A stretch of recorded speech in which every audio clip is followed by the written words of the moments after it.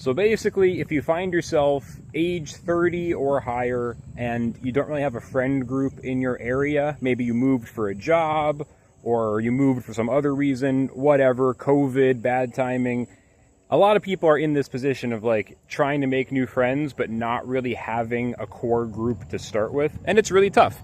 And so in this video, I want to talk about one of the biggest things I've learned as I've worked through that exact scenario since I moved to Philadelphia right after COVID happened and I was working from home. And I basically ended up isolated for like 5 years before I started to really figure out how to get out of it. So one of the biggest lessons that I've learned, and it's counterintuitive, you're probably not going to like it, is the best way to make more friends is to have low expectations. I know that sounds wrong maybe right away, but let me unpack it, because it's not about giving up. It's not about, it's not about, like having low standards for yourself. It's definitely not about accepting bad treatment from other people or anything like that. When I say the key to making friends, especially like when you're trying to get back into your social life out of isolation, the reason I say that low expectations is so helpful is that I've noticed when people are isolated, and I did this as well, our anxiety can accidentally turn into judgment. So a common thing that people will say, people with social anxiety, people who feel lonely or who struggle to make friends, I'll often hear someone say that they don't want to talk to someone unless they feel like there's an immediate connection. They don't want to talk to someone unless it's like, I feel like we can go deep right away. And a lot of times this is combined with, small talk being a bad thing. Like, I don't want to do small talk because it's all meaningless. People will get aggressive. They'll say, oh, if someone's small talking, they're just shallow. It's a bunch of pedantic BS. I hate it. It's excruciating. It gets really dramatic, right? And I think what people don't realize when they say those things is that they're casting judgment on others who may also feel anxious. A lot of the hating small talk stuff, if you really unpack it, it's getting mad at other people who are also awkward. So person A, let's say it's John and it's Bob. So John hates small talk. He goes to the coffee shop and he sits down and it's crowded, so he has to sit next to somebody. And the dude turns the head and says, hey, John, how are you? Or says, hey, bro, how are you? What's your name? And John's like, oh, I'm John. Hey, I'm Bob. And Bob proceeds to talk about the weather for 5 minutes. And John thinks, oh, man, this is why I hate talking to people. I hate small talk. I could tell there wasn't a connection. And this dude's talking about the weather. It's a bunch of shallow bullshit. I don't want to talk about this. And here's the thing. Bob, the guy talking about the weather, he might be thinking, damn it, I can't think of something to say. I feel so awkward. I wanted to try to have a conversation and I started to talk to this dude and now I'm talking about the weather. Damn it. Like, he might know that he's doing it. He could be very well aware, Or maybe Bob's just a bad conversationalist. He isn't aware, but he's not trying to be mean. He just doesn't know how to have a good conversation. Maybe you could change the topic, motherfucker. You could be like, hey, yeah, it is raining. In fact, it's raining so hard that it's going to be hard to move all my camping gear for my camping trip next week. And now you're talking about camping, or like, oh man, it's raining. I got to go, make sure my garden is managed because of the rain. Or, oh, I got to go bring my guitar amp inside. I got to wait till it stops raining. You can use the weather to jump into another topic. You could take some responsibility. You know what I'm saying? Like, the whole thing of like, if someone else is boring in the first few minutes, I don't like them. That to me is an example of judgment that comes from anxiety. And I feel like it's just not even on purpose, right? And so let's go back to the original point. Low expectations. When you don't expect the people you meet to immediately impress you or demonstrate value, conversations become a lot less anxious. I think some social anxiety actually comes from the feeling that you need to have a deep connection right away. That is so much pressure. The idea that if you meet someone, you're either going to hit it off super well and be friends right away, or else you don't like them at all, and assuming they feel the same way towards you, that just feels like such a stressful, difficult, I don't know why there's like light on my face, but it doesn't really matter. It's such a stressful, difficult way to live, And then no wonder you're going to have social anxiety. If it feels like anyone you talk to, there needs to be some kind of immediate vibe, that's just too much. That is too much, That's like saying you're not going to eat any food unless it's absolutely delicious. Sometimes you just got to eat, you know, a peanut butter and jelly, or like you cook some chicken and you overcook it a little bit, but you eat it anyway. You dip it in some mayonnaise, whatever, some ketchup. Like, you just got to eat. You know, it's socialization's like that. It's not always amazing, right?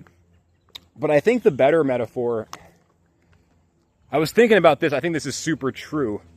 I think a lot of people who claim, okay, I have to be careful how I say this. Obviously, anxiety is real. I've had a ton of it, including social anxiety. I'm not dismissing it.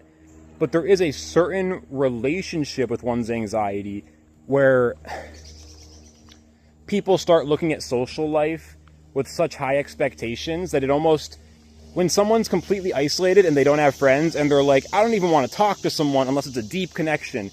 To me, that's like an incel, or someone who, you know, can't get into relationships, struggles to date, saying that they only want to date supermodels, right? Like, it's wrong on so many levels. It's that like super high standard.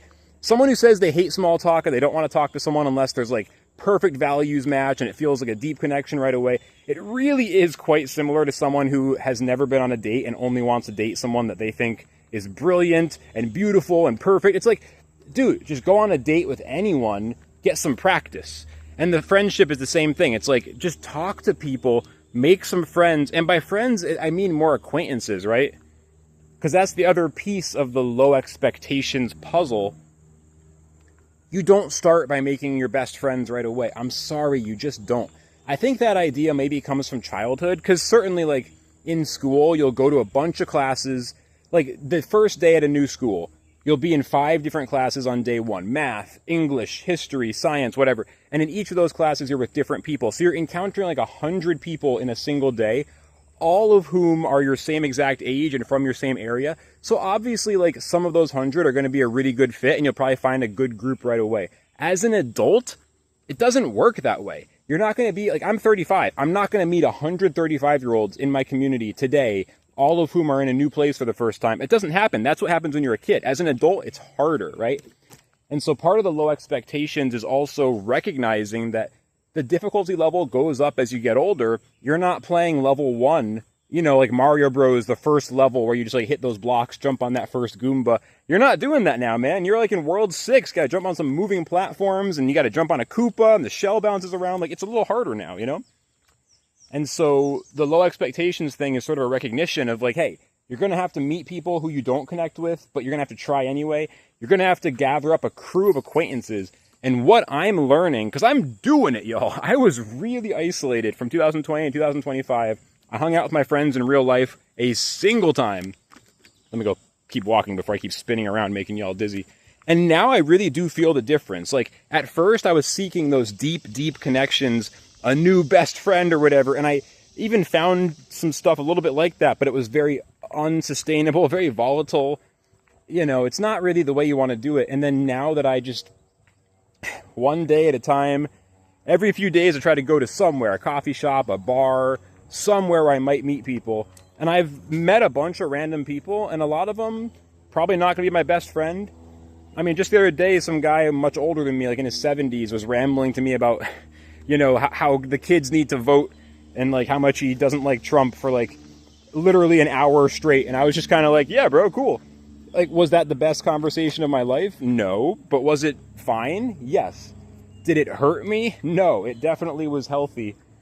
And even though by the end of the convo, I was kind of tired of talking about it, the guy was a little drunk. He wasn't really like able to switch topics.